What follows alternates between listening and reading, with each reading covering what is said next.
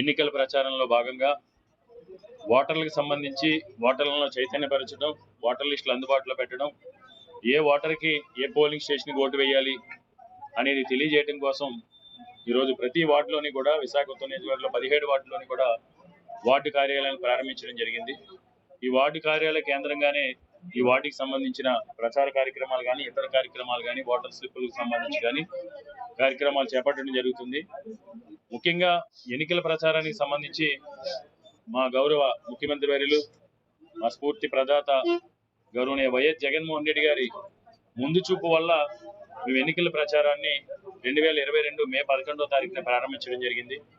గడప గడపకి మన ప్రభుత్వ కార్యక్రమం ద్వారా ఆంధ్రప్రదేశ్ రాష్ట్రంలో ఉన్న 175 నియోజకవర్గాల్లోని ఎమ్మెల్యేలు, ఎంపీలు, జిల్లా పరిషత్ చైర్మన్లు, కార్పొరేటర్స్, నగర మేయర్లు అందరూ కూడా ప్రతి ఒక్కరూ కూడా ప్రతి గడప గడపకి వెళ్ళి గడిచిన 2 సంవత్సరాలుగా ప్రతి గడప గడపకి వెళ్ళి ప్రతి తలుపు తట్టి ప్రజల యొక్క యోగక్షేమాలు తెలుసుకుని అప్పటికి జగన్మోహన్ రెడ్డి గారి పరిపాలన 3 సంవత్సరాలు పూర్తయిన సందర్భంగా ఇచ్చిన మాటకి కట్టుబడి ఏ విధంగా సంక్షేమ పథకాలు అమలు చేశాం, అర్హత ఉన్న ఎవరికైనా ఎక్కడైనా సాంకేతిక కారణాల వల్ల కానీ లేదంటే ఇతర కారణాల వల్ల కానీ ఎవరికైనా అర్హత ఉండి లబ్ధి చేకూరకపోతే అర్హత ఉన్న చివరి లబ్ధిదారుల వరకు కూడా సంక్షేమాన్ని అందించడంతో పాటు ఆ గడప గడపకి మన ప్రభుత్వ కార్యక్రమంలో ప్రజలందరితోని కూడా మమేకమై మౌలిక వసతులకు సంబంధించి తాగునీరు కానీ, విద్యుత్ సమస్యలు కానీ, రోడ్స్ కానీ, డ్రైన్స్ కానీ, పార్క్స్ కానీ, స్కూల్స్ కానీ, అంగన్వాడీ సెంటర్స్ కానీ, హాస్పిటల్స్ కానీ, బరియల్ గ్రౌండ్స్ కానీ ఇలాంటి ప్రతి సమస్య కూడా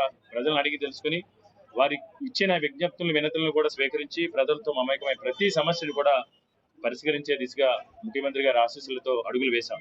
అంటే ఒక ఎవరు ఎదురుదాడి చేస్తారు, ఎవరు వ్యక్తిగతంగా దూషిస్తారు, పిరికి పందులు మాత్రమే వ్యక్తిగతంగా దూషిస్తూ ఉంటారు. దాన్ని ఈ ప్రాంతం కోసం, ఈ ప్రాంత అభివృద్ధి కోసం మాట్లాడితే దాన్ని రౌడీజం, గూండాయిజం అంటే ఆయన విజ్ఞతగా వదిలేస్తా ఉన్నాను. ప్రజలేమి అమాయకులు కాదు. ప్రజలు మనకంటే తెలివైన వాళ్ళు, మనలాంటి నాయకులను ఎంతో మంది చూస్తూ ఉన్నారు.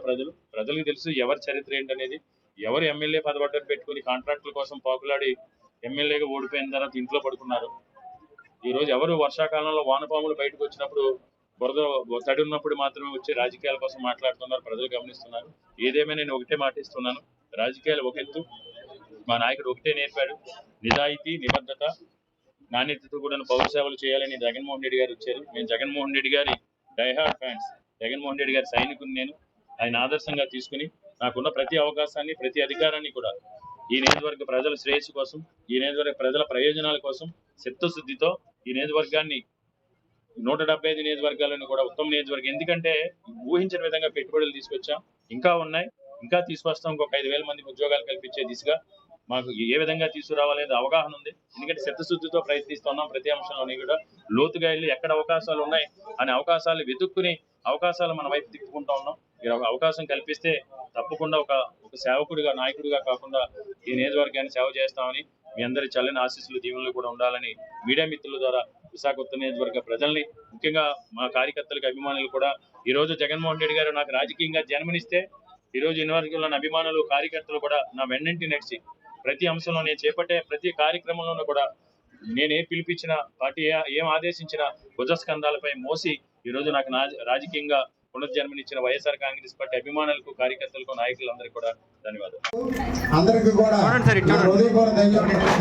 సెలవు తీసుకుంటాను. Thank you.